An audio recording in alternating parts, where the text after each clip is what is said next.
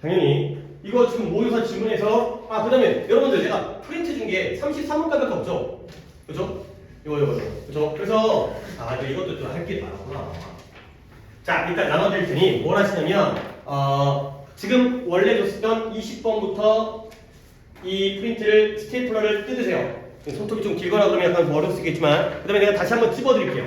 어차피 교재는 집어넣었거든요. 교재는 45번까지 다 해가지고 집어넣었는데 모르는 상태에서. 근데 일단 수업 자료는 한 세트로 갖고 있는 게 좋으니까 혹시 잘 안 뜯어지면 내가 해줄게요. 내 손톱으로. 한 명씩 좀 시간 걸릴 것 같아가지고. 자, 뜯어서는 한꺼번에 찍을게요. 이건가?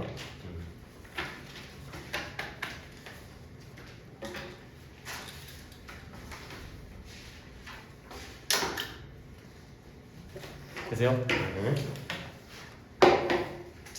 오, 어떡해요.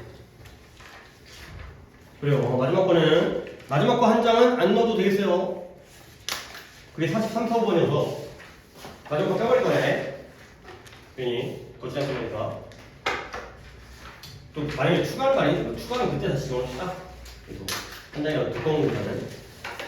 네.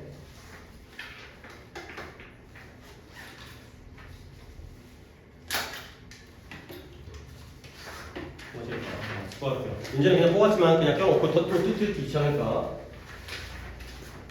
자, 오늘도 4개를 일단 목표로 하는데요. 일단 왜 그러냐면 첫 번째 게 어려워요. 34번이죠. 34번.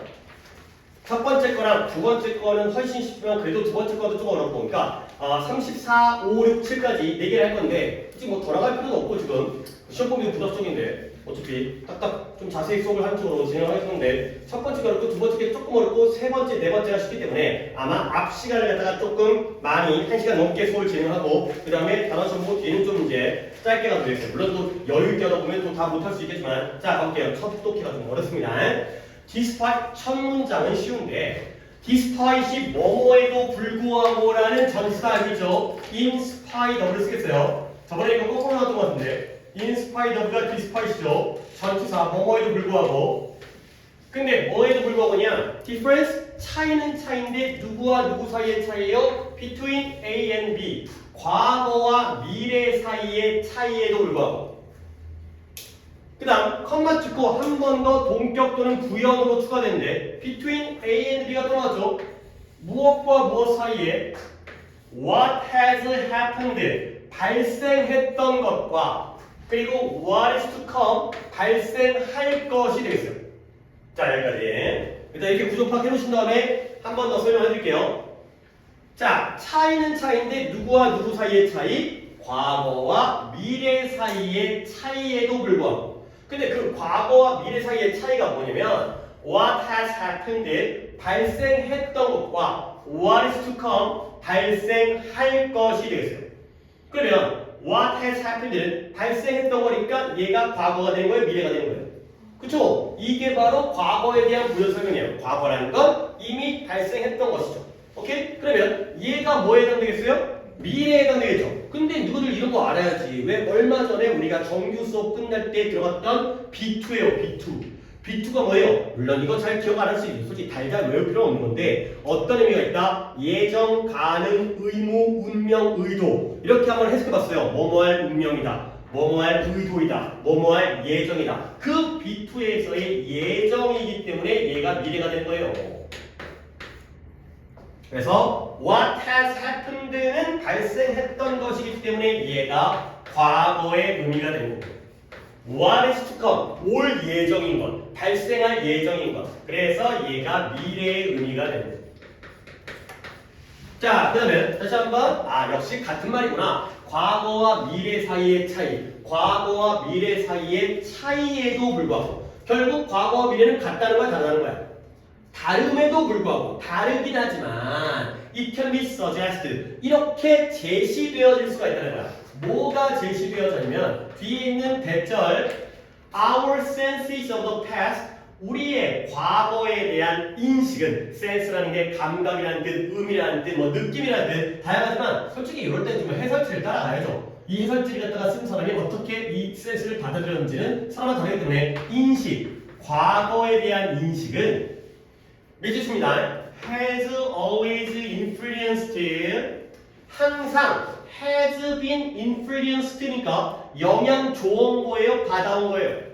받아온 거예요. 근데 무엇에 의해서? 우리의 미래에 대한 인식, 미래에 대한 관점.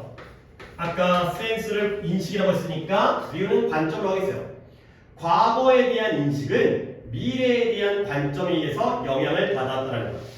약간 우리가 느낌이 좀 쎄한데 뭐냐면 시간의 흐름이 과거, 현재, 미래 이렇게 가잖아요. 그러면 우리의 과거가 현재에 영향을 미친다. 돼요 안 돼요? 되죠? 그 다음에 우리 현재가 우리 미래에다가 영향을 미친다. 돼요 안 돼요? 되죠? 우리가 옛날에 어떻게 살았는지가 지금의 우리 모습에 우리가 지금 오늘 하루를 어떻게 사는지가 우리의 나중의 모습에 영향을 미칠 거 아니야. 근데 여기는 뒤집어졌네. 뭐가? 미래에 대한 관점이 누구한테? 과거에 대한 인식에다가 영향을 미친다는 거야. 그렇죠? 과거가 미래에 의해서 영향을 받는데 갑자기 타임머신인가? 여기가 이제 이 의아스러운 이야기가 나오는 거야. 그리고 중간에 약간 조금 약간 뻘소리도 나오고 뻘소리는 아니지만 중간에 뭔가 연결사 없이 왔다 갔다 얘기를 하기 때문에 상당히 내용이 어렵습니다. 그래서 revolutionary요. revolutionary 이런 거. 이 revolution이 명사죠. 그래서 혁명, 혁신이라는 뜻이잖아요.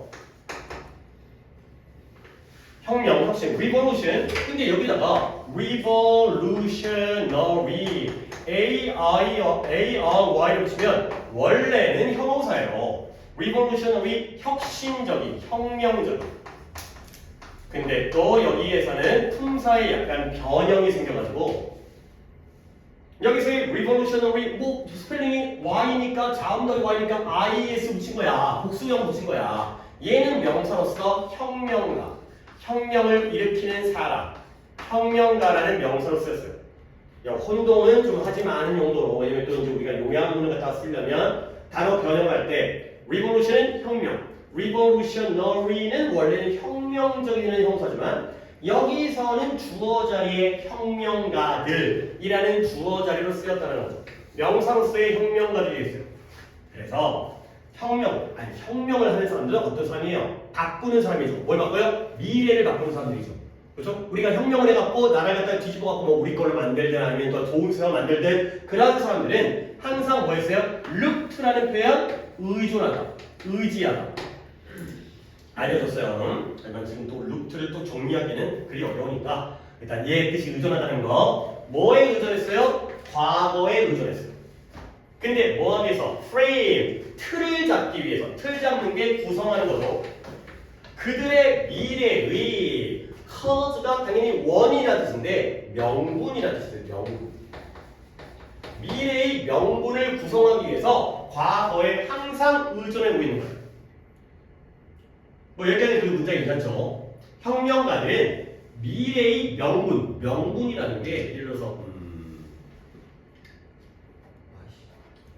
그 영화는 여러분이 안 봤을 것 같고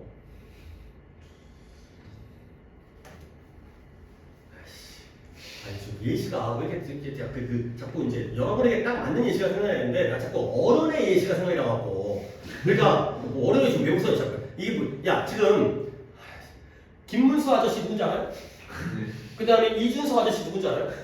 알아요? 오케이? 지금 둘이 뭐 하려고 해요? 단일화를 막 하자고 막 하고 있어요 지금. 그리고 합쳐갖고 이재명 이기자고. 그렇지? 1대1로는 질 것 같으니까 함께하고. 근데 지금 이준석 아저씨가 단일화의 명분이 없대요. 뭔지 알겠어요? 단일화의 이유가 없는 거예요. 이 명분이라는 게 말은 멋지지만 단일화를 할 만한 어떤 이성적인 그런 근본적 근거, 이유 이런 게 명분이에요. 오케이? 약간 최근에 이제 뉴스에도 그런 말이 나오더라고. 그래서 이제 그 예시를 미래의 명분, 우리가 왜 혁명을 해야 되는지, 왜 혁명의 명분, 그 명분을 구성하기 위해서 과거에 의지한다는 거야. 알겠어요? 여기까지 쉬워. 명분이란 말이 뭐만 아는데, 근데 뒷문장 이것이 ample이라는 단어가 충분한. 그래서 여기서는 충분히 예시되어져요. 근데 무엇에 의해서 예시되어지냐면 사례는 사례인데 어디부터 어디까지의 사례예요? 내셔널리즘이면 민족주의고요. 그 다음에 커뮤니즘 하면 공산주의가 되겠습니다.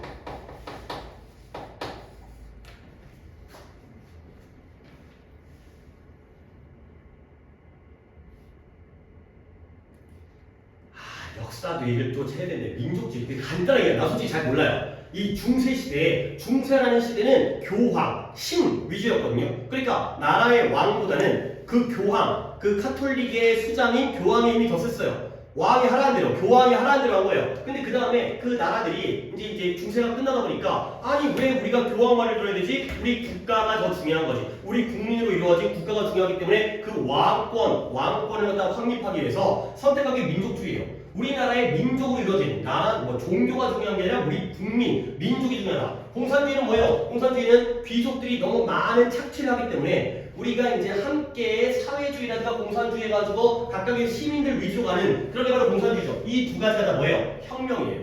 그 전까지의 세상의 방식을 바꾼 거였죠. 그러니까 다시 한번 혁명가들은 미래의 명분, 왜 혁명을 해야 되는지에 대한 미래의 명분을 구성하기 위해서 과거에 의존해왔다는 거야. 근데 그게 이러한 민족주의부터 여러 예시 중에서 민족주의라는 예시, 그 다음에 공산주의라는 예시, 그런 예시들에서 충분히 예시되어지는 것처럼 미리겠어요. as를 뭐뭐처럼이라고 보시면 되겠어요.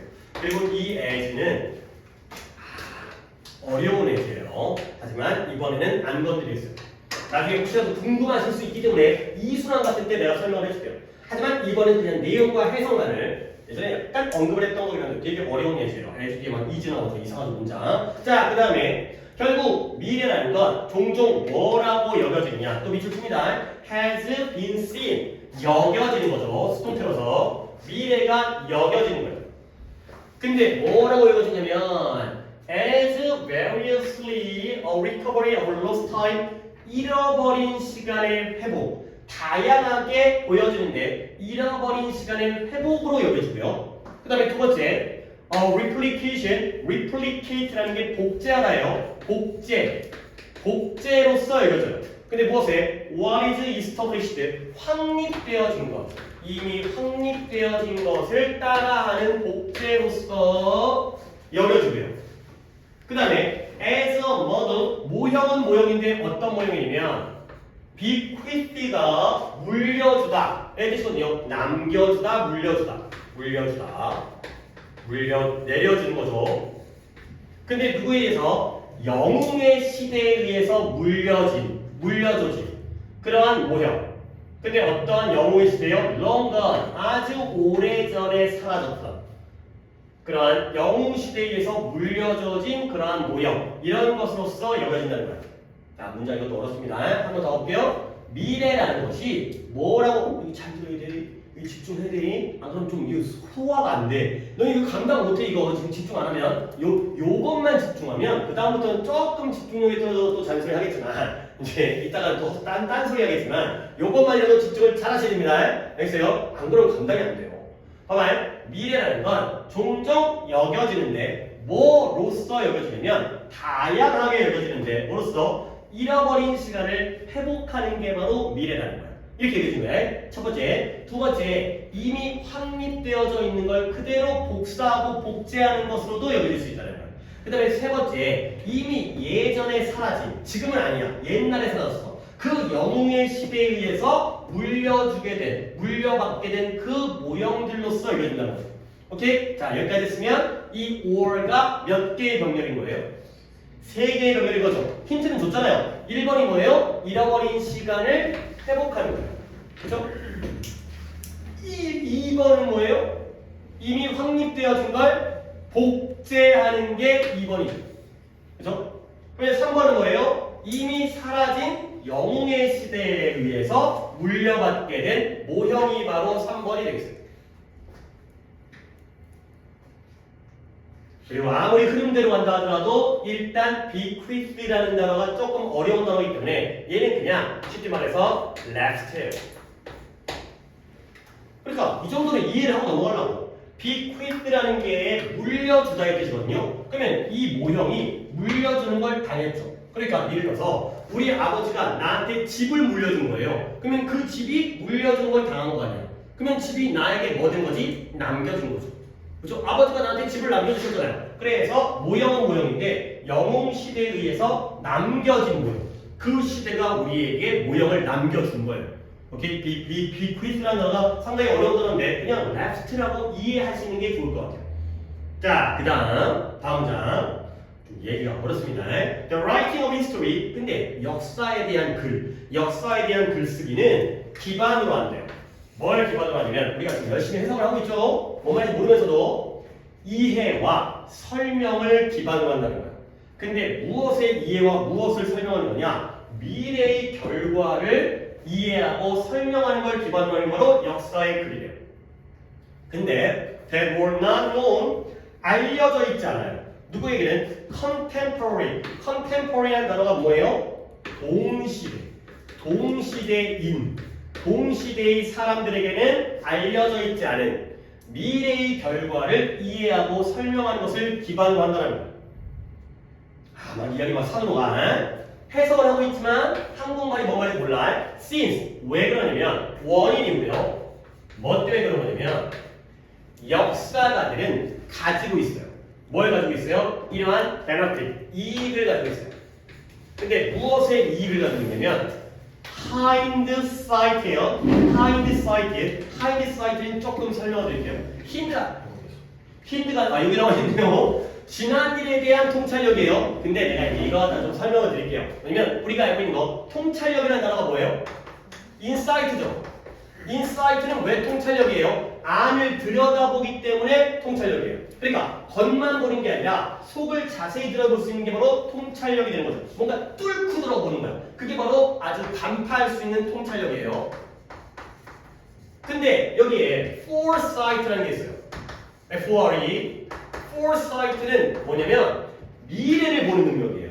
미래를 내다보는 능력이에요. 그래서 얘는 예지력이에요. 근데 hind라는 게 뒤라는 뜻이에요. for는 전방이고요. forward. 그래서 앞을 향해서. 근데 hind는 뒤쪽이에요. 그러면 hindsight는 뭐냐면 과거를 돌이켜 볼 수 있는 능력이에요. 과거를 바라볼 수 있는. 그러니까 통찰력은 통찰력인데 얘는 다 통찰력이죠. 얘는 미래에 대한 통찰력이죠. 미래를 끌고 보는 거예요. 근데 얘는 통찰력은 통찰력인데 어느 쪽을 바라본다고? 과거를 보는 능력이 바로 hindsight가 되겠어요. 얘들아, 셋 중에 뭐가 제일 쉬울 것 같아? 갖추기가, 가지기가. 1번, 2번, 3번 중에 뭐가 제일 쉬워? 어렵나요? 자, 그러면 뭐가 제일 어려울까요? 갖추기가. 그쵸? 응? 예지력이 어렵겠죠? 아니, 미래를 어떻게 알아? 그쵸? 얘가 제일 갖추기 어려워요. 이거 점쟁이도 아니고. 오케이? 그러면 얘 있잖아요. 이건 지금을 보는 거지. 그쵸? 얘는 뭐예요? 과거를 보는 거예요. 그쵸? 이미 있었던 일을 보는 거죠. 이게 제일 쉬운 거예요. 있었던 일을 보는 거니까. 지금 있는 게 아니라 과거에 이랬구나. 얘가 제일 갖추기 쉬운 능력이에요. 내가 이걸 왜 설명을 하느냐? 독해에서 필요한 게 아니라 독해에서 필요한 게 이 문장에서 필요한 건데 역사가들은 뭘 가지고 있다? 과거를 돌이켜볼 수 있는 통찰력의 이익을 가지고 있다는 거예요. 역사가들은 미래를 쓰는 사람이야? 과거를 쓰는 사람이야? 과거를 있었던 일을 쓰는 사람이죠. 그러니까 얘네들은 미래를 예측하는 사람이 아니라 과거를 돌이켜보는 사람이기 때문에 유리하다는 거죠. 오케이? 그리고요, 과거는 nothing more than 뭐뭐와 다름없는, 뭐뭐에 불과한, 뭐뭐와 다름없는. 얘들아, 뭐뭐에 불과한, 뭐뭐와 다름없는. 다름이 없다는 건 같다라는 말, 다르다는 거야. 같다는 거야. 그거에 불과. 그는 그지에 불과하다. 뭐예요? 그지라는 거죠. 그는 그지와 다름없다. 그지라는 거야. 무엇에 불과? 과거는 뭐에 불과하냐면 accumulation, 축적이 뭔지 알죠? 쌓인 거예요. 뭐가 쌓인 거냐? 미래의 축적이라는 거야. 얘기가 막 지금 어떨까요? 근데 그 미래의 축적인데 그 미래가 어떤 미래이면 대란 now 우리의 과거래요. 뭐 미친놈. 뭔 글을 이렇게 쓰는 거야? 쥐는 알고 쓰는 건 아니야. 알고 쓰는 거야. 읽어보면 이제 뭔 말인지 아는데 아직까지는 막 미래가 나오고 과거가 나오고 막 동시대가 나오고 그 다음에 막 과거를 돌이켜본 다음에 그 다음에 뭘 물려받고 복제하고 회복하고 공산주의는 왜 나오는 거야? 민족주의는 왜 나오는 거야? 혁명가는 왜 나오는 거야? 영향을 받는 여기까지는 알았어. 여기까지는 뭔 말인지 알았는데 여기서부터가 꼬이기 시작하죠. 끝까지 갑니다. 자, 그래서 so 그러므로 rather than 물론 우리가 6월 4일 날 모의고사를 보더라도 이게 지금 34번이니까 빈칸이잖아요. 이런 정도의 지문이 나올 수 있는 거야. 갑자기 또 이제 모의사 얘기 나오지만 뭔 말인지 몰라도 맞춰야 된다니까. 그래야 돼 빈칸을. 자, 그러므로 rather than 뭐뭐라기보다는 뭐예요? see 보는 것보다는 뭘 보냐면 과거의 손이 이거 목적어입니다. 과거의 손이 항상 미래를 형성하는 것을 본다기보다는 그러니까 얘가 동사고요, 얘가 목적어고요, 이 shaping이 목적격 보호가 되겠어요. 아니 이거는 그냥 간단하게 얘기해도 되죠. C가 보다니까 무슨 동사예요? 지각동사니까 뒤에는 원형 또는 ing 그 형태인 거야. 과거의 손이 미래를 형성하는 것, 항상 형성하는 걸 본다기보다는 그리고 끊고요. 아마도 이게 보여질 수가 있다는 거야. 뭐가 보여져요? 그것은 반대로, 정반대로 보여질 수 있다는 거야.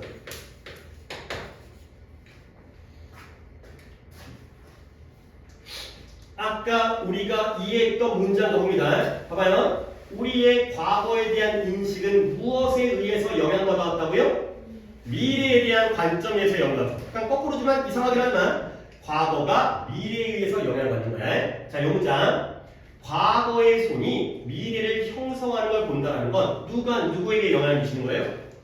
과거가 미래에게. 항상 과거가 미래에게 영향을 미치는 걸 본다기보다는 거꾸로 보여질 수 있다는 거야. 그러면 그게 거꾸로니까 누가 누구에게 영향을 미칠 수 있다는 거죠? 미래가 과거에게 영향을 미칠 수 있다는 거야. 그래서 with the past 한번 끊습니다.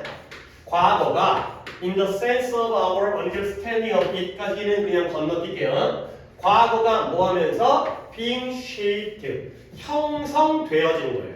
근데 뭐에 의해서? 우리의 orientation, 이쪽 방향, 이거죠. orientation, OT. 이로 가자, 이게죠. 방향 설정, 방향성. 방향을 설정하는 거죠. 우리의 방향성, 뭐에 대한? 우리의 미래에 대한 방향성에 의해서 형성되어지면서 그게 거꾸로 보여질 수 있다는 거죠. 그러니까 다시 한번 과거가 미래의 방향성에 의해서 형성되어진다는 건 누가 누구에게 영향을 미치는 거예요? 미래가 과거에게 영향을 미치면서 이게 거꾸로도 보여질 수 있다는 거예요. 오케이? 그러니까 이 글의 전체적인 주제는 뭐예요? 과거가 미래에다가 영향을 미치는 것뿐만 아니라 누구도 누구에게 미래도 과거에게 영향력을 미칠 수 있다는 거예요. 중간 내용 뭔 소리지 개소리 아무것도 모르겠지만 그래도 처음과 마지막에서 글의 주제까지는 빈칸이니까 이 주제 부분이 빵꾸에 뚫린 거예요. 오케이? 그래 일단 하지만 우리는 내신이기 때문에 한 번 더 봅니다. 글의 주제는 미래가 과거에게 영향을 줄 수 있다. 가지가 되겠습니다. 자, 한 번 더 할 거예요. 한 번 더 할 거예요. 이제 이 초벌구이를 한번 해보고요. 이제 재벌구이를 한번 해보겠습니다. 재벌구이를 하기 전에 내가 이제 배경적인 설명을 좀 드릴게요. 일단 이건 지웁니다. 이제 이거는 이제 필요 없어졌어요. 이제 다 적었으니까. 자, 이 내용이 뭐냐면 어떤 실제 사건이 발생을 했어요. 여기다 1번 해볼게요. 근데 이 사건을 실제 역사적 사건이에요. 얘를 역사가가 기록을 하죠. 그럼 역사가의 기록은 이 사건보다 더 먼저 기록하겠어요? 나중에 기록하겠어요? 나중에 기록하죠. 역사가요. 노란색으로 바뀐 거는 그냥 아무 이유 없어요. 역사가가 이 사건에 대한 기록을 해요. 자, 그러면 우리는 지금 여기에서 이 역사가가 쓴 글을 읽고 있죠. 오케이? 이 상황입니다. 그렇죠? 이렇게 생각을 한 다음에 그래다가 적용을 할게요. 봐봐요. 과거와 미래 사이의 차이. 과거와 미래는 다른 거야. 즉 이미 발생했던 것과 앞으로 발생할 것 사이에는 차이가 있어. 근데 그럼에도 불구하고 그런 차이에도 불구하고 또 끊어가 볼게. 뭐가 제시되어질 수 있냐면 우리의 과거에 대한 인식은 미래의 관점에 의해서 항상 영향을 받았다는 거야. 그러니까 영향 방향이 이쪽이 아니라 이쪽으로 영향을 미친다는 거야. 아직 내가 지금 그림을 그리지 않겠어요. 왜냐면 뒤에 설명이 나오는데 이쪽 방향이라는 거야. 그럴 수가 있구나. 근데 이 부분에 혁신가들, 혁명가들은 미래를 바꾸고자 하는 사람이에요. 그 사람들은 항상 어디에 의존해? 과거에 의존해. 근데 뭐 어디에서? 미래의 명분을 구성하기 위해서. 근데 그게 어디에서 충분하게 예시되어지냐면 이러한 사회 민족주의자들도 그랬고 그 다음에 공산주의자들도 그랬다는 거야. 얘네가 민족주의와 공산주의라는 혁명을 하기 위해서 어디에 의존했다고요? 과거에 의존했다고요. 자, 이 문장 과거가 미래에 영향을 미치는 거야? 미래가 과거에 영향을 미치는 거야? 생각 잘 하셔야 돼요. 봐봐, 한 번 더 볼게요. 혁명가들은 미래의 명분을 구성하기 위해서 항상 과거에 의존해 왔다는 거예요. 오케이? 그리고 그게 민족주의와 공산주의의 그러한 사례에서 매우 충분하게 예증되어 있다는 거야. 이런 역사 속에 그런 기록이 있다는 거죠. 예시가 있다는 거죠. 한 번 더, 혁명가들의 이 문장은 누가 누구에게 영향을 미친다는 거예요. 과거가 미래에 영향을 미치는 거야. 과거를 보고 야 왕이 우리를 지배하니까 너무 안 좋아. 이렇게 바꾸자. 까는 거예요. 오케이? 교황의 지배를 받다가 너무 힘들어. 이렇게 바꾸자. 까는 거죠. 미래를 위해서 과거에 의존한 거예요. 과거가 미래에 영향을 미치는 거예요. 바뀌었네? 그 다음에 그러다 보니까 미래는 항상 보여져요. 보여줘요. 어려운 문장입니다, 이건. 미래는 항상 뭐로서 보여지면 다양하긴한데 variously, 다양하게 1번 뭐예요? 잃어버린 시간을 다시 복구하는 거예요. 미래는 잃어버린 시간을 복구하는 거예요. 그 다음에 미래는 이미 확립되어진 걸 똑같이 복제하는 거예요. 그리고 이미 사라진 영웅시대로부터 물려받아온 걔네가 남겨둔 그 모형이 바로 미래가 되는 거예요. 이 문장. 누가 누구에게 영향을 미친다는 거예요. 한 번 더 해볼까요? 그관적으로 이해를 해야 돼. 그래야지 이 문장이 이해가 되는 거야. 한 번 더. 미래는 뭐다? 잃어버린 시간을 되돌리는 거예요. 미래는 뭐예요? 이미 있었던 확립되어진 걸 똑같이 복제하는 거예요. 그 다음에 오래전에 사라진 long gone, 가버린 영웅시대에서 남겨진 그 모델이 바로 미래라는 거지. 오케이? 이 문장 누가 누구에 영향을 미치는 거예요? 과거가 미래에 영향을 미치는 거예요. 오케이? 여기까지 됐어요? 이렇게 이해를 할 거야. 그러니까 글이 막 지 멋대로 연결어가 없으면서 지 멋대로 가는 거야. 얘들아 여기까지는 누가 누구에게 영향을 미치는 거예요. 여기까지는. 뭐라고요? 과거. 우리의 과거에 대한 인식은 미래에 대한 관점에 의해서 영향을 받는 거니까. 누가 누구에게? 미래가 과거에게 영향을 미친다는 내용이에요. 신기한데? 근데 여기부터 어디까지? 이제 여기가 시작할 건데 여기까지는 누가 누구에게 영향을 미치는 거예요? 과거가 너무 당연한 이건 당연하잖아. 과거가 미래에 영향을 미치는 건 과거를 기반으로 해서 미래로 나아가는 거야. 혁명가들도 과거를 의존하면서 미래로 나아갔고 우리 미래라는 건 다 과거를 되돌린 거거든. 그걸 모방한 거거든. 이건 당연한 거잖아. 근데 이제 여기까지 한숨 쉬자. 한숨 쉬자는 게 아니라 한번 심호흡하고 힘들어. 개빡세. 뭔 소리지? 자, 이제 또 반전. 좋습니다. 아무런 연결가 없어. 어디에서 바뀝니다. 봐봐요. 역사에 대한 글쓰기는 뭘 기반으로 한다? 미래의 결과를 이해하고 설명하는 것을 기반으로 한대요. 오케이? 근데 그 미래의 결과가 뭐냐? 동시대인들에게는 알려지지 않았던 거야. 자, 이 문장을 설명하려고 이거 하는 거야. 자, 예를 들어서 A라는 나라가 A라는 사람과 B라는 사람이 서로 싸웠어요. 삼국지를 예를 들까? 아니야, 삼국지를 예를 들면 아니고 예를 들어서 누구를 예를 들까? 미국이랑 이라크랑 싸웠어요. 오케이? 근데 이미 이제 누가 좋다 나쁘다 누가 이겼어요? 미국이 이겼어요? 그러면 역사가가 미국 이라크라고 하면 되고 그러니까 옛날에 어떤 나라가 있는데 초나라 한나라? 노래 뭐 하냐? 너네 역사 중에서 알고 있는 거 보세요. 초한지 알아요? 초한지? 몰라요? 그러면은 뭐할까? 신라가 삼국 통일했죠. 그렇죠? 고구려 백제가 멸망했고요. 왜 우리 아는 걸 해야 돼요? 신라가 있어요. 자, 삼국시대가 있었는데요. 결국은 누가 통일했어요? 신라가 통일했어요. 그러면 그 이후에 얘네가 삼국시대였어요. 삼국시대가 있었는데 이제 역사가가 신라시대의 삼국시대의 역사를 쓰는 거예요. 그러면 이 역사가는 누구에게 유리하게 역사를 쓰겠어요? 신라에게 유리해. 승자편. 역사는 승자편이에요. 그러니까 아무리 고구려나 백제가 뛰어난 문화와 착한 인성과 하고 있어도 신라가 당나라 때 데리고 와가지고 동맹 맺어갖고 죽여버린 거 아니야. 그런 다음에 신라 영토를 다 뺏겼죠. 그러니까 이제 그런 조건을 건 거야. 우리한테 군사를 빌려주면 이 땅 줄게. 그러니까 우리 다 영토였는데 고구려 땅 뺏기고 백제 땅 뺏기고 그다음에 쪼그라들었잖아요. 나쁜 놈의 새끼들이죠. 하지만 역사는 신라 편이에요. 오케이? 그렇잖아요. 얘네한테 유리하게. 왜냐면 왕이 신라인데 잘못해가지고 신라의 마음에 안 들게 쓰게 되면 자기 뭐가 되게 된가? 이 나오는 거죠. 봐봐요.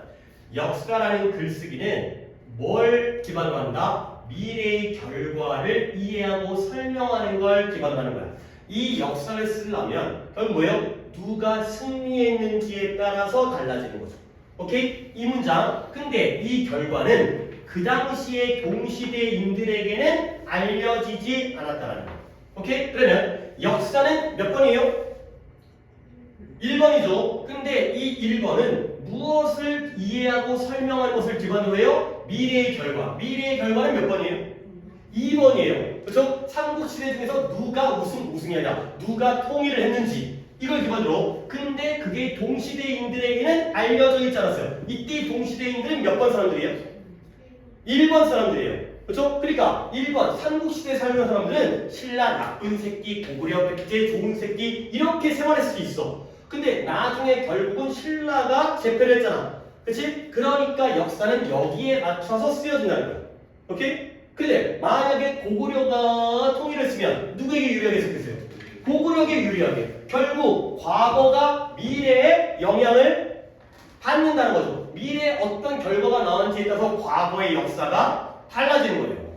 알겠어요? 오케이? 근데 그 미래라는 건 우리의 미래가 아니라 여기 이게 미래죠. 오케이? 그래서 봐봐요. 다시 한번 역사에 대한 글 1번이에요. 삼국시대에 대한 글은 뭐에 대한 그 나중에 미래에 어떤 결과가 나왔는지를 이해하고 설명하는 것을 기반으로 한다는 거야. 이걸 알고 이해해야지 이 글이 쓰여진다는 거죠. 근데 이 미래의 결과는 그 당시에 동시대 사람들은 모르죠. 삼국시대 때는 누가 이걸 통일할지는 아무도 몰라. 그 당시에는 몰랐던 사실이 이걸 기반으로 해가지고 쓰여지는 거예요. 오케이? 근데 왜 그러냐면 역사가는 뭘 가지고 있다고요? 하인드사이트의 이익을 가지고 있다고요. 역사가는 미래를 보는 사람이야? 과거를 보는 사람이야? 과거는 결과를 알고 있어요. 결과를 알고 글을 쓰는 거야. 삼국시대에 삼국시대를 쓰면 누가 통일할지 모르니까 객관적으로 쓰겠죠. 그렇죠? 근데 이미 결과가 나왔어. 그리고 누가 우승했는지를 알아. 그러면 거기에 맞춰서 쓰기 때문에 글쓰기가 편하다는 거지. 그렇죠? 예측을 하는 건 고구려도 장점이 있고 신라도 장점이 있는데 누가 우승할지는 모르겠어요. 이런 건 어려운 건데 알아. 신라가 그 통일을 했어. 그러니까 과거를 돌이켜보는 통찰력이 있다는 게 바로 장점이 된다는 거야. 미래를 예측하는 게 아니라 있었던 일을 말한다는 거죠. 그리고 이 과거라는 건 무엇과 다름이 없다고요? 미래가 축적되어진 거예요. 근데 그 미래가 now our past. 지금은 우리의 뭐가 돼요?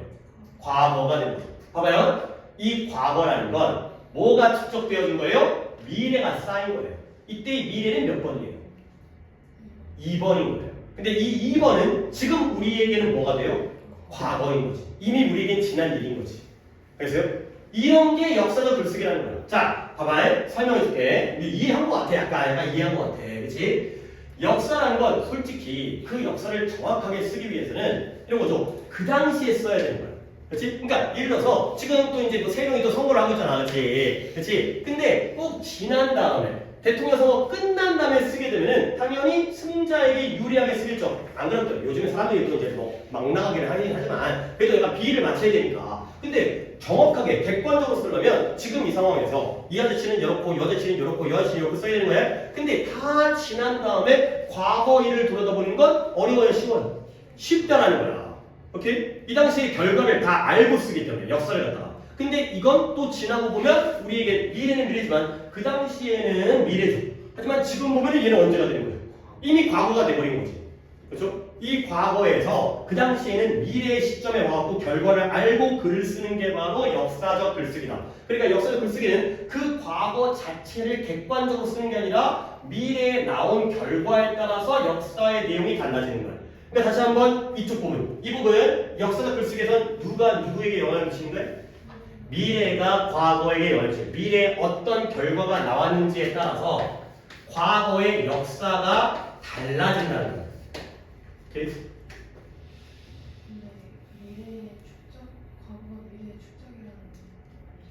그래요. 봐봐요. 과거의 역사라는 건 미래의 사건들이 쌓여서 만들어진 거야.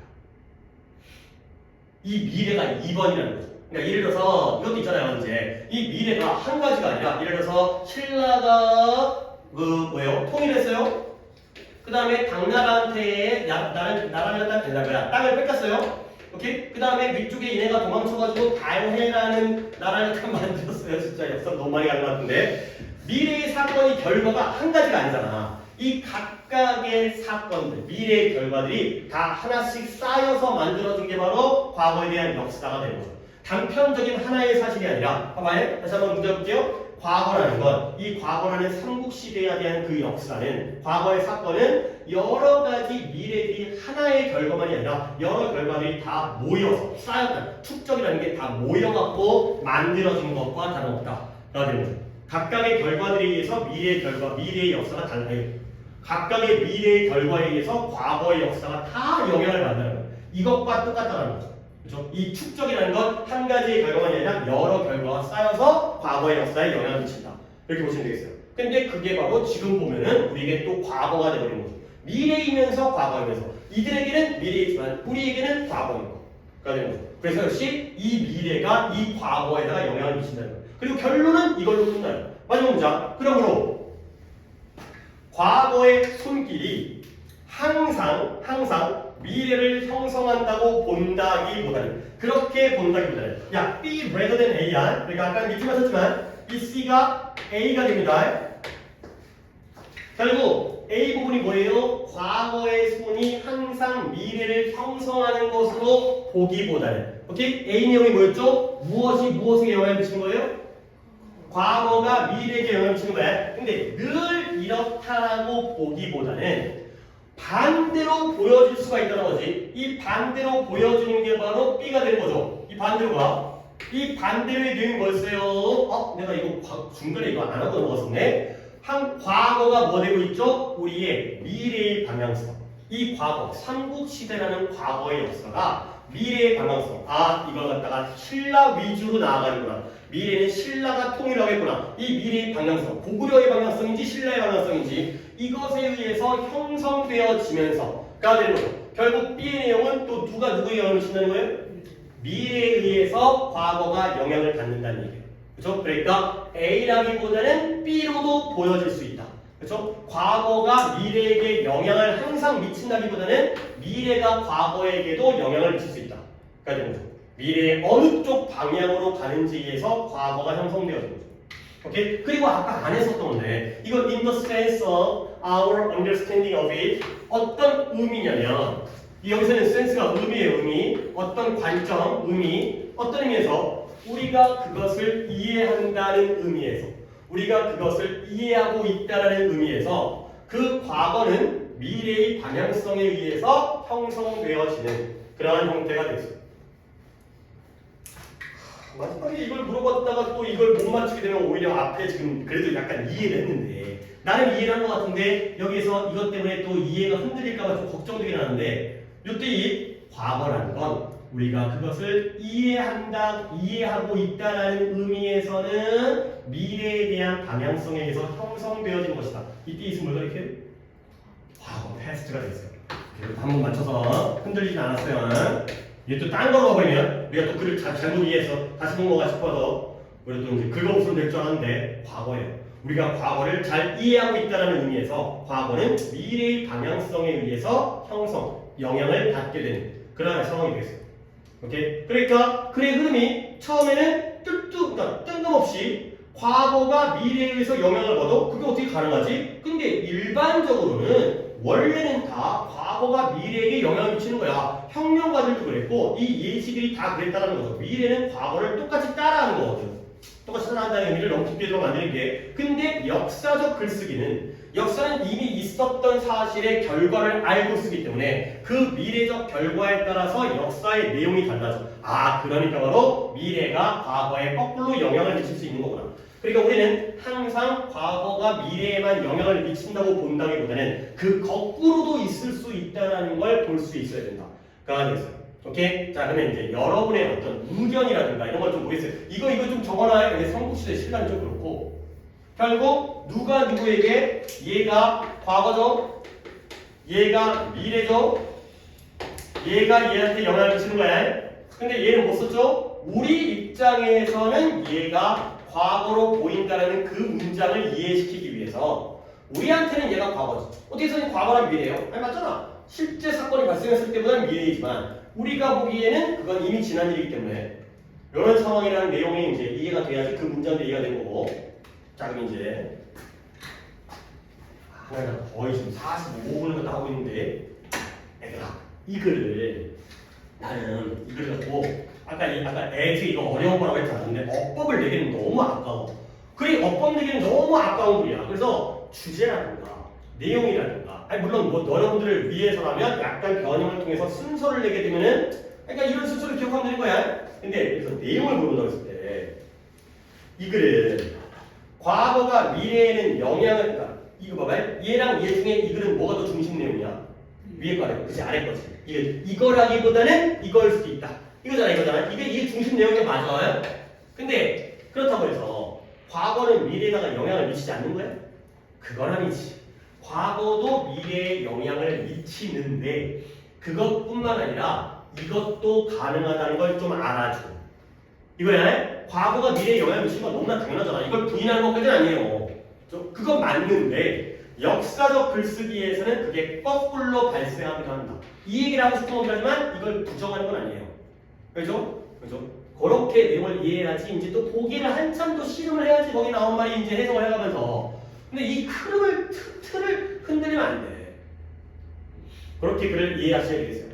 오케이. 일단 이제 여기까지 다음번에 또 한 번 더 보면 이게 뭔 말인지 훨씬 더 나아질 거고요. 그 다음에 35번 빠르게 가겠어요. 35번도 일단 거의 이것도 수업 시간에 거의 이제 앞부분이 한 3분의 2 정도 차지해도 뒤에 두 개가 짧아서 자 35번 가보도록 하겠습니다. 사전에 대한 내용입니다. 너무나 당연한 건데 예를 들어서 우리 국어사전이 있어요. 국어사전을 갖다 쳐봤더니 책상이라는 단어가 나왔어요. 책상은 뭐예요? 다리가 있고 평평하면서 책을 읽는 데 쓰는 도구라고 되어 있어요. 근데 도구를 몰라요. 그럼 뭐예요? 도구를 또 찾아보는 거야. 도구가 뭐예요? 특정한 임무를 수행하기 위해서 사용하는 장치, 물건이 되어 있어요. 임무를 몰라요. 그럼 또 임무를 찾아봐야죠. 임무가 뭐예요? 어떤 목적을 달성하기 위해서 수행해야 되는 일이라는 거죠. 수행을 몰라요. 원래 사전이라는 건 단어를 설명하는데 우리가 그 뜻에 있는 단어의 의미를 안다는 걸 전제로 설명하잖아. 근데 그걸 몰라보면 또 찾아야 돼. 이런 거야. 아, 약간 소름 돋았네. 내가 어렸을 때 뭐였냐면 내가 어렸을 때 약간 찐따였어요. 그래갖고 우리 때는 밖에 나가서 막 놀이터에서 노는 게 다 우리의 놀이감이었거든. 근데 나는 밖에 나가서 노는 걸 되게 싫어했어. 그래갖고 항상 집에서 개미랑 놀았거든요.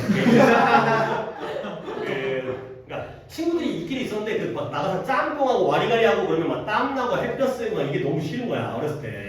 그래갖고 집에서 이제 개미들 그 돋보기 갖고 그 햇볕 붙여갖고 뜨겁게 하면 개미 졸라 빨라. 이러고 개미 집 있잖아 구멍 있잖아 거기다 막 물 졸라 부어. 막 그럼 개미가 막 둥둥 떠나온다. 그러고 놀았거든. 그리고 또 뭐 있냐면 물론 그래가 또라이 짓거리도 하고 내가 책 읽는 걸 좀 좋아했어. 책 읽는 걸 좋아했고 백과사전 막 이렇게 이만한 거 있잖아. 여러 세트로 돼 있는 거. 백과사전이 딱 있는데 어렸을 때라서 백과사전 읽는데 모르는 게 있잖아. 그러면 그걸 또 찾아. 그것도 읽어. 그러면 백과사전 읽는 건 약간 지금 보면 내가 왜 그런지 모르겠어요. 약간 진짜 약간 자폐 약간 이런. 아니 근데 그게 어떻게 보면 내 인생에는 나는 굉장히 도움이 됐어요. 뭔가 이게 탐구하고 약간 찾아보는 약간 이런 그 버리잖아. 그러니까 갑자기 좀 딴 얘기 했습니다. 그러니까 내가 지금 이 나의 개인적인 경험이 여기 도끼랑 좀 많이 관계가 없어요. 그러니까 원래 사전은 그래야 되는 거야. 모르는 뜻풀이에 또 모른다고 하면 그걸 또 찾아야 되는 거거든. 가봅니다. 사전이라는 건 상대적으로는 좋은 자원이야. 근데 여기서는 자원이 아니라 자료. 근데 어떤 사람이에요? 근데 이 사람이 어떤 사람이에요? Interested in finding out what a word means. 한 단어가 어떤 의미를 갖는지, 무슨 의미를 갖는지를 알아내는데 뭐가 있는? 관심이 있는 사람에게는 상당히 좋은, 상대적으로 좋은 자료가 되겠어요. 결국 사전의 본래 목적, 사전의 용도는 뭐예요? 단어의 의미를 찾는 거죠. 단어 의미를 찾는 데 관심 있는 사람에게 쓸만한 자료가 되는 거죠. 그렇죠? 사전을 통해서 우리가 단어의 뜻을 알아야 될 거 아니에요. 당연한 얘기예요. 근데 using one set of words to define another word. 다른 단어를 define, 정의하기 위해서.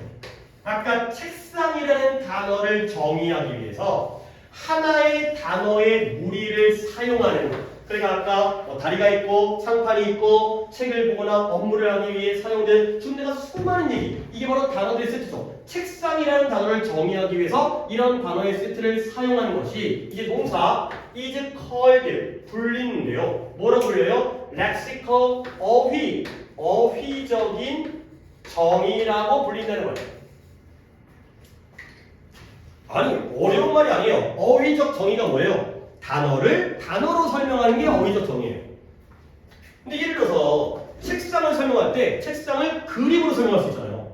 이건 뭐예요? 시각적 정의가 되겠죠.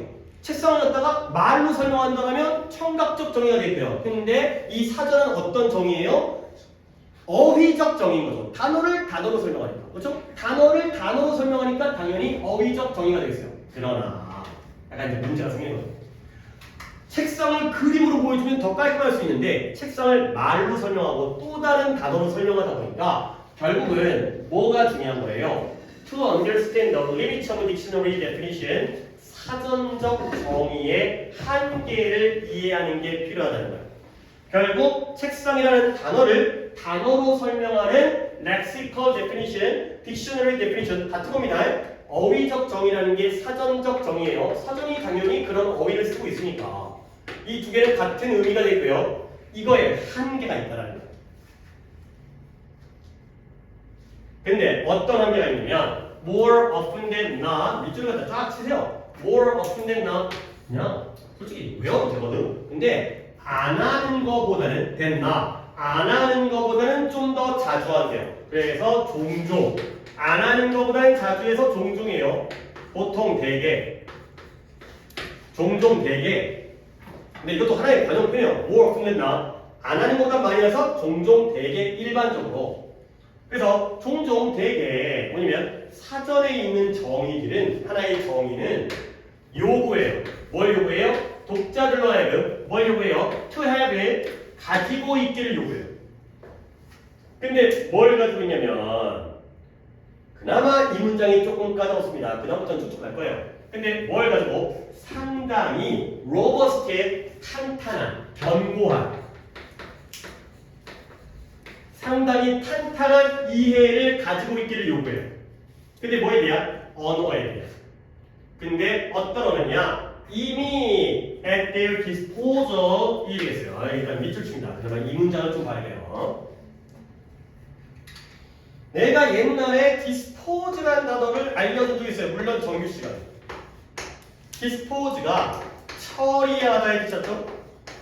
물론 몰랐다 하더라도 지금 알아두세요. 근데 정규 때 알려준 방향이 아니라 좀 다른 방향으로 알려줄게요. 어차피 내신이니까 처리하다의 뜻이에요.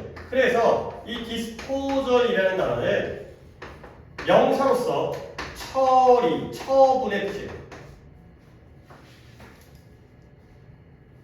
일단 disposal이 처분이라는 뜻 정도는 알고 이야기를 시작해요. 그러면 at their disposal 직역하면 그들이 처분하는 거죠. 그들의 처분이죠. 그래서 뜻이 뭐냐면 마음대로 쓸 수 있는 마음껏 쓸 수 있는 뜻이에요. 아니 뭔 말이야. 엄마가 너희한테 용돈을 주시면 물론 가끔은 점검도 할 수 있겠지만 그 용돈의 처분은 누구 거예요? 여러분들 거죠. 여러분들의 처분에 있다라는 건 여러분들이 마음껏 쓸 수 있다는 거야. 용돈 내가 쓴데 뭐라 그래. 오케이? 자 이제 적용할게요. 사전 속의 정의는 독자로 하여금 상당히 탄탄하고 단단한 이해, 언어에 대한 이해를 가지고 있기를 요구해요. 근데 그 언어에 대한 이해를 어떻게 마음껏 쓸 수 있도록 언어를 잘 이해하고 있는 걸 요구하는 거죠. 오케이? 이런 표현을 알았습니다. 결국 뭐예요? 사전을 갖다가 이해하려면 뭐라고 써야 돼? 원래 단어에 대한 이해력이 있어야 된다는 거예요. 이게 바로 한계가 된 거죠. 아무 단어도 모르는데 사전을 보면서 단어를 갖다가 글을 배울 수가 없죠. 그걸 또 모를 테니까. 그래서 다시 말하면 사전은 기능이에요. In many cases 갖다가 괄호를 치세요. function as 이제 요런 거 눈에 잘 봐야 돼. 이제 앞으로 이거 모의고사 풀려면 function 이렇게 건너뛰어 있는 거 잘 봐야 돼. function as 많은 경우에 function as 뭐뭐로써 기능하다가 된 거죠. 이 건너뛰어 있기 때문에 사전은 많은 경우에 뭐로써 기능하느냐 기능하다 한국말 글씨가 좀 잘 안 보이는데 기능하다 function 기능 뭐로써 기능하냐면 교차 검토 교차 참조 교차 참조로서의 기능하고요. 그 다음에 translate 교차라고 쓸게요 이거. 교차 참조로서의 기능을 하고요 사전은. 그 다음에 번역가로서의 기능을 하는 거예요. 근데 누구와 누구 사이에 between A and B 또 나오네요. A는 뭐예요? 단어는 다른데 어떤 단어예요? 우리가 아는 단어가 되고요. 그 다음에 B는 뭐예요? 단어는 다른데 어떤 단어예요? That one doesn't yet know. 아직까지 모르고 있는 단어들을 사이에서 교차적으로 참조를 하고 그리고 번역해주는 기능을 하는 게 바로 사전이 되겠어요. 오케이? 그러니까 이래서 교차 참조와 번역이 뭐예요? 이래서 A라는 단어를 갖다가 설명해줘. 물론 야 A라는 단어를 사전에서 찾았다는 건 내가 이 단어를 안다는 걸 모른다는 거야. 모른다는 거지. 근데 A를 찾아봤더니 이 단어 안에 B, C, D라는 단어가 포함되어 있어. 그러면 이 단어를 갖다가 알아요? 이걸 몰라서 찾았는데 이걸 알아요? 그러면 아는 단어와 모르는 단어 사이에서 번역을 해주는 거죠. 모르는 단어를 아는 단어로 번역해주는 거예요. 오케이? 그 다음에 교차 참조를 번이면 그러면 얘를 모르면 얘를 갖다가 아니 이걸 몰라요. 그러면 또 C를 찾겠죠.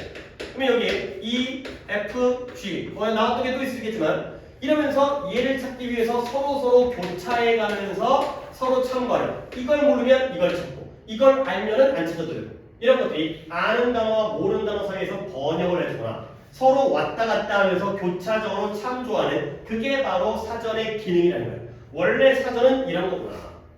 오케이? 자, 그래서 결국 이게 바로 사전의 한계가 되는 거죠. 아는 단어가 있어야지만이 번역도 의미가 있고 교차 참조도 의미가 있는 거죠. 자, 그래서 심지어 가장 obscure 이런 중간에 독해 어렵지 않으니까 중간에 하고 갈게요. obscure 뜻이 뭐예요? 모호한, 불분명한, 뜻이 애매한 이런 거죠.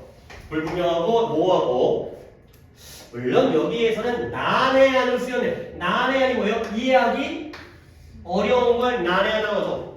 뭔가 모호하고 불분명해가지고 이해하기 어려운의 의미를 쓰여갖고 여기서는 줬는데 우리는 기본 뜻으로 불분명한 이래고요. 얘네들이 또 다이어가 아니라 유이어가 좋은 애들이 많아요. 그래서 이거 알아두셔야 돼요. vague 그 다음에 ambiguous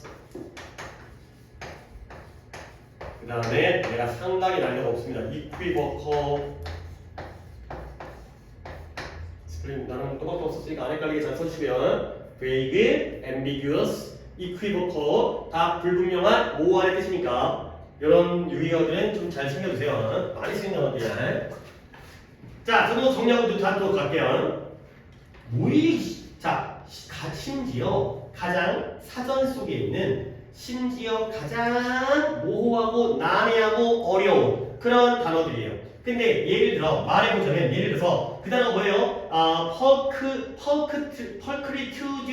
펄크리튜디너스라는 단어예요. 그 다음에 칼로카가타티아라는 단어예요. 찾아봤죠? 맞죠? 처음 보자마자 찾았어요. 얘가 뭐냐면 몸매가 좋은이라는 뜻이에요.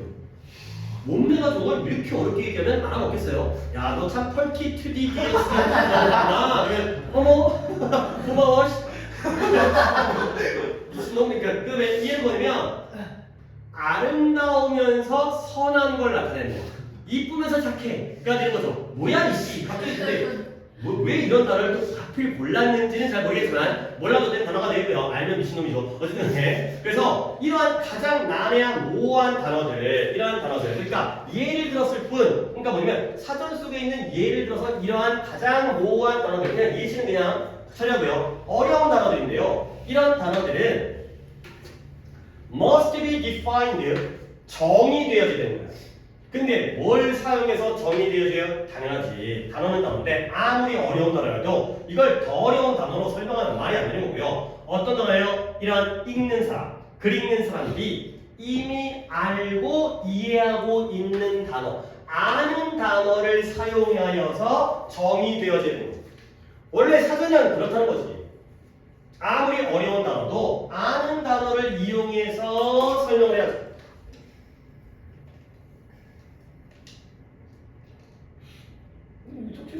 별로 안 금방 끝나네요. 자, 그러면 이때 대신 뭐가 돼요? 단어는 단어인데 독자가 이미 알고 이해하는 단어. 복간대가 되겠어요. 뒷문장에 어디가 불완전해요? 그쵸. knows랑 understand인데 그럴 때는 여기랑 여기가 병렬로서 똑같이 불완전하지. 그럼 이제 여기다 하시면 돼요. 뒤쪽에다가 빵꾸가 나오면 되겠어요.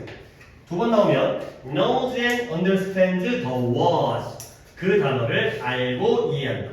당연히 여기도 빈칸이긴 한데 진짜 집어넣으면 이 자리에 들어가 있거든요. 그러니까 아무리 어려운 단어도 독자들이 이미 알고 이해하는 단어를 사용해서 정의되어져야 하는 거죠. 자, 마지막에 또 좋은 거 하나 있죠. otherwise. 그렇지 않으면 사전은 매우 유용하지 않을 것이다. 쓸모가 없어지죠. 단어를 설명하는데 겁나게 어려운 뜻으로, 어려운 설명으로만 설명하게 되면 우리가 그 사전을 찾아봤자 도움이 안 되기 때문에 아는 단어, 조금 쉬운 단어 이런 것들로 설명을 해야 되겠어요.